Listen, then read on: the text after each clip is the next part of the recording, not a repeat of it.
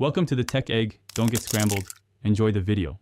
You start by choosing hardware and software that match your detection goals.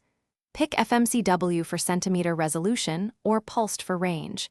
Get an SDR or radar board, antenna, and regulated power.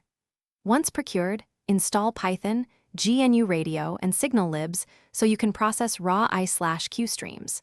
Make sure to enable real-time permissions and USB drivers. Then connect the radar feed to your PC and confirm you receive consistent I/Q samples. This first verification avoids. Next, build the signal chain. Apply windowing, then perform an FFT to convert I/Q into range bins and compute Doppler via slow-time FFT for velocity. Once done, run CFAR thresholding to detect peaks and apply clustering to group returns into objects.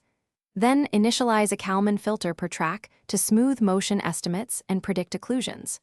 Make sure to calibrate timing offsets, phase center alignment, and antenna spacing so your range Doppler maps map reliably to physical coordinates. Finally, integrate detection outputs into your application and visualize tracks with range, azimuth, and velocity labels. Run systematic field tests across angles and surfaces, logging misses and false alarms. Tune CFAR sensitivity and tracking thresholds based on those tests, and make sure timing and geometry remain stable. If you still see ghosts or clutter, reduce CFAR window or raise SNR gate. Alternatively, add Doppler gating or median filters. With iterative tests and small parameter tweaks, performance will converge to reliable detection.